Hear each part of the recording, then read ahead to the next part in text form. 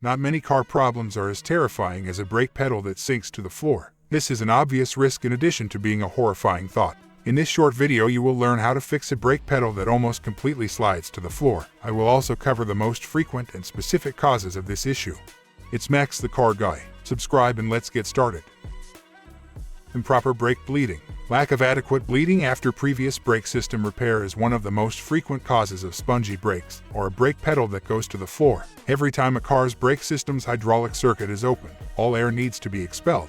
This results from the fact that, in contrast to fluid, air is compressible. The brake system should reactivate after the brakes have been properly bled. Faulty master cylinder. The master cylinder in a brake system may malfunction and bypass internally, which, in most situations, will also cause the brake pedal to drop straight to the ground. When this happens, the brake system of a car never generates the pressure for which it is intended, which stops the calipers or wheel cylinders from operating. Similarly, it is also known that defective remanufactured master cylinders can result in comparable problems. Significant fluid loss. The brake pedal of a car may also come to the floor if there is a large loss of brake fluid. This is because rapid fluid loss prevents any hydraulic force from acting on a vehicle's wheel cylinders or brake calipers. Eventually, there will be enough fluid loss that the entire brake system is jeopardized. These kinds of problems are typically accompanied by a brake warning light on the dashboard of the car. Brake booster issues. There's a chance that your car's brake booster is to blame if you discover that the brake pedal feels strange only when the engine is running. When functioning properly, a car's brake booster provides the support required for simple brake application. On the other hand, problems with this part may result in various peculiarities in the brake system itself.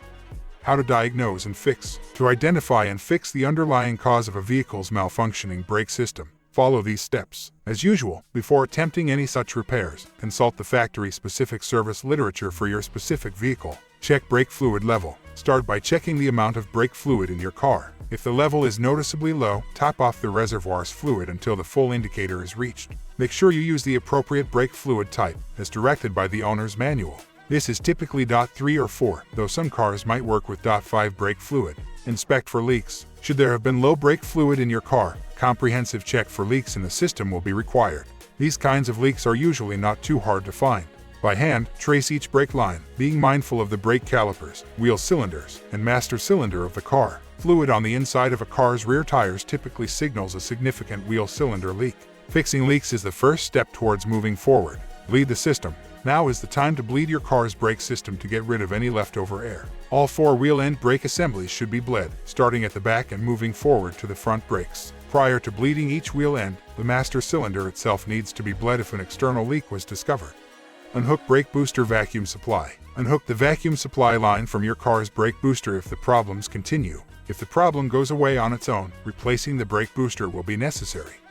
Replace master cylinder. If none of the aforementioned fixes have resolved the problems with your car, a malfunctioning master cylinder is most likely the cause. If in doubt, swap out the master cylinder of the car before bleeding the system as a whole. Hope the information was helpful for you. If so, please press the like button and subscribe to the channel.